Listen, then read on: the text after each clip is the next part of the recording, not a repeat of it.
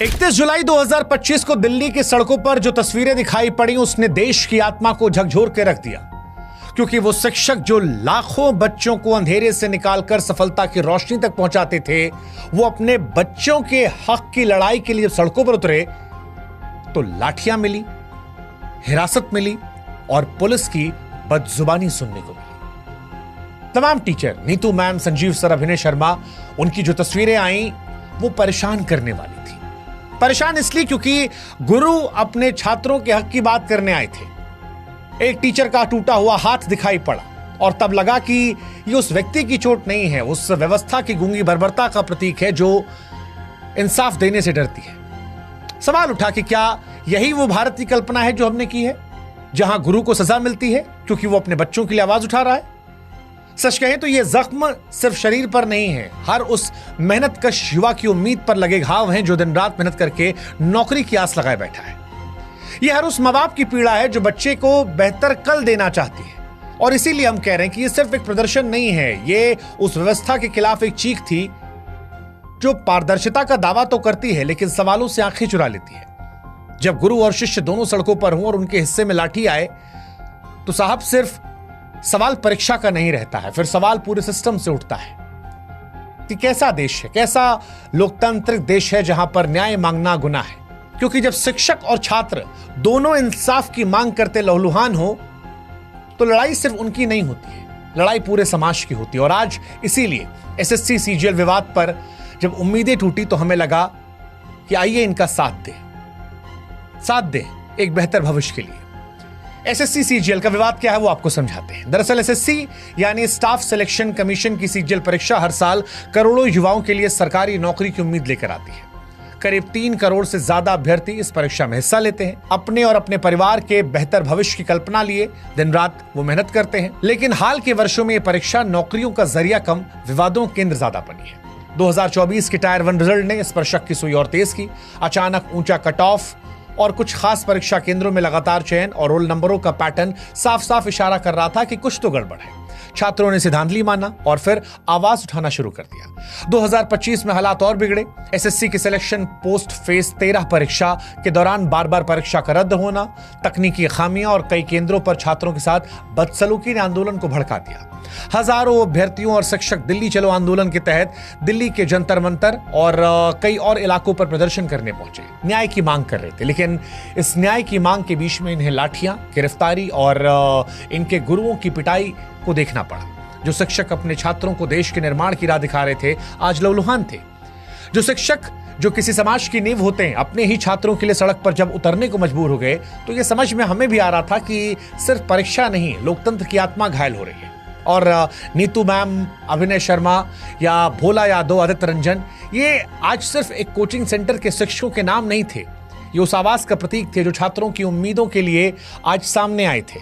एक शिक्षक ने जब पुलिस वाले से पूछा कि आप इतना डरते क्यों हैं सवालों से, तो पुलिस वाले ने कहा वर्दी पहनोगे समझ में आएगा। शिक्षक ने कहा पहनी तो उतार दी, बोला मर्द होते तो पहने रहते। इस तरह के शब्दों का चयन शिक्षक को लेकर मर्दानगी का जिक्र करना, समझ नहीं आ रहा था कि किसे बचाया जा रहा है, किसे छिपाया जा रहा है, क्योंकि हक की बात करना कहां से गलत हो जाता है। वो पुलिस वाला भी जो नौकरी कर रहा है उसे भी किसी ने पढ़ाया होगा। और क्या बात रखने के लिए डंडा पड़ेगा? शिक्षकों का यह आरोप था कि एसएससी ने जिस एडुकेटी नामक कंपनी को परीक्षा आयोजन की जिम्मेदारी दी वो पहले से ही तकनीकी खामियां और गड़बड़ियों के आरोप से घिरी है। फिर भी बार बार उसी कंपनी को जिम्मेदारी देना क्या महज लापरवाही है या कुछ और गहरा? क्या ये एक सुनियोजित खेल नहीं जिसमें छात्रों के भविष्य दांव पर लगाया जा रहा है? लाखों युवा हर साल मेहनत करते हैं, सालों का संघर्ष होता है, उनके परिवारों की उम्मीदें होती हैं। क्या ये सब कुछ एक ऐसी कंपनी के भरोसे छोड़ देना ठीक है जिसकी साख पर पहले से सवाल है? अभ्यर्थी कई मांग कर रहे हैं। एसएससी सीजीएल अभ्यर्थियों ने अपनी मांगों को स्पष्ट किया। ये मांगे न केवल उनके हक की लड़ाई थी बल्कि एक पारदर्शी और निष्पक्ष व्यवस्था की स्थापना की तरफ इशारा कर रही थी। पहली मांग थी एडुकेटी पर प्रतिबंध। इस कंपनी की तकनीकी अक्षमता और संदिग्ध भूमि के चलते छात्र कह रहे हैं कि इसे परीक्षा आयोजन से हटाया जाए। दूसरा, परीक्षा और परिणाम की तारीखें तय हो। यूपीएससी की तरह वो भी कह रहे हैं कि एसएससी भी एक निश्चित कैलेंडर जारी करे जिसमें परीक्षा और परिणाम की तारीखें शामिल हो। तीसरा, पारदर्शी नॉर्मलाइजेशन प्रक्रिया, नॉर्मलाइजेशन की प्रक्रिया में पारदर्शिता हो ताकि अभ्यर्थी को शक न रहे। चौथा, परीक्षा का उत्तर उचित हो, प्रश्न पत्र में गलतियां ना हो और एक ही सवाल अलग अलग पालियों में ना पूछा जाए। 5वां, नियुक्ति में तेजी। भर्ती प्रक्रिया पूरी होने के बाद नियुक्ति तुरंत हो, ना कि पुरानी भर्तियों कारण रुकी रहे। 6, वेटिंग लिस्ट। चयनित अभ्यर्थियों के बाद वेटिंग लिस्ट जारी की जाए। 7वीं, परीक्षा केंद्रों की सुगमता। केंद्र दूर दराज या पहुंच से बाहर ना हो, यातायात और बुनियादी सुविधाएं उपलब्ध हो। इसके अलावा प्रशिक्षित स्टाफ की मांग थी निष्पक्षता के साथ कि केंद्रों पर जो प्रशिक्षित कर्मचारी हों। इसके अलावा अभ्यर्थियों के साथ दुर्व्यवहार न किया जाए और तकनीकी खामियों का अंत हो। सर्वर धीमा, सिस्टम हैंग होने जैसी समस्याएं जो हैं वो खत्म कर दी जाए।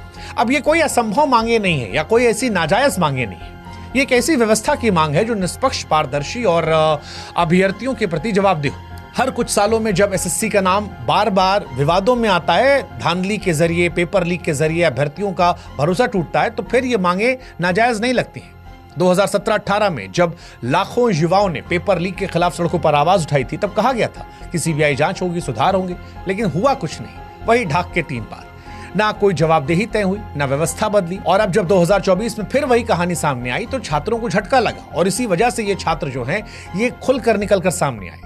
लाखों अभ्यर्थी समझ ही नहीं पाए पिछली बार कि चयन से चूक कैसे गए या किसी और की सेटिंग कैसे उन्हें आगे निकाल गई। 2025 में हालात बेकाबू हैं, छात्र फिर परेशान हैं और इसी वजह से जब तकनीकी खराबियां नहीं कम हो रही, परीक्षा केंद्रों पर बदइंतजामियां नहीं रुक रही, छात्रों का भरोसा टूट रहा है, तब छात्र शिक्षकों के साथ सड़कों पर उतरे थे। लेकिन वहां ये लाठीचार्ज एक समाज के तौर पर सवाल उठाता है। आज एसएससी का ये आंदोलन एक जन आंदोलन बन गया है। अब सवाल उठ रहा है कि क्या इसे सुना जाएगा, समझा जाएगा, या जो आज तस्वीर दिखाई गई वही रवैया आगे रहेगा। हालांकि ये पहला मौका नहीं है। बीते कुछ सालों में, चाहे वो रेलवे रिफॉर्म की बात की जाए, शिक्षक भर्ती की बात की जाए, तमाम ऐसे संगठन हैं जो अपनी मांगों को लेकर सड़कों पर उतरते हैं और जब भी वो उतरते हैं तो उनकी मांगों को ऐसा लगता है कि अनसुना कर दिया जाता है। इस बार भी एसएससी अपनी खामियों को ठीक करने की बजाय ऐसा लग रहा कि आंख मूंद रहा है। क्या यह महज नाकामी है या जानबूझकर की जा रही लापरवाही ताकि भ्रष्ट तंत्र को पाल पोस कर जिंदा रखा जाए?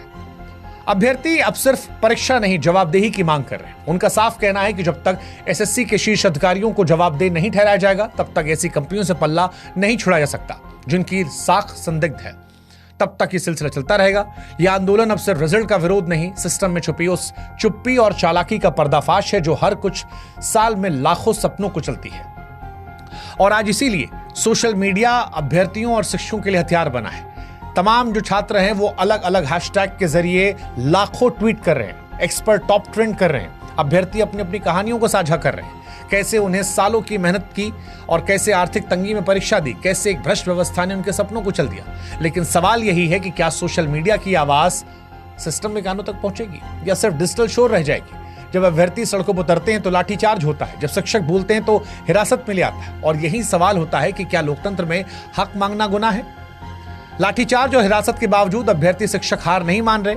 वो नारे लगा रहे कि जब जब युवा बोला सिंहासन डोला। ये नारा उनकी हिम्मत को दर्शाता है। वो जानते हैं कि लड़ाई सिर्फ उनकी नहीं बल्कि करोड़ों युवाओं की है जो सरकारी नौकरी के सपने देख रहे हैं। शिक्षक नीतू मैम कहती हैं कि सबको इन लोगों ने मार के भगाया, लेकिन ये हिंसा अभ्यर्थियों का हौसला नहीं तोड़ पाई। वो फिर एकत्रित हो रहे हैं, अपनी मांगों को दोहरा रहे हैं और व्यवस्था से जवाब मांग रहे हैं। यह आंदोलन अब सिर्फ एसएससी तक सीमित नहीं, रेलवे, बीपीएससी और अन्य भर्ती परीक्षाओं में व्याप्त भ्रष्टाचार के खिलाफ एक बड़ा जन आंदोलन बन गया है। एसएससी सीजीएल को लेकर उठे विरोध प्रदर्शन सिर्फ एक परीक्षा या परिणाम का मामला नहीं, ये भारत की भर्ती व्यवस्था में फैले उस गहरे रोग का लक्षण है जो लाखों युवाओं के सपनों को चल रहा, शिक्षकों की आवाज को खामोश कर रहा और भ्रष्टाचार को खुलेआम फलने फूलने दे रहा। जिस सिस्टम में पारदर्शी की जगह संदेह हो और सवाल पूछने पर लाठियां मिले, यकीन मानिए वो देश विश्व गुरु तो नहीं बन सकता जहां पर छात्र और शिक्षक एक साथ लाठियां खा रहे।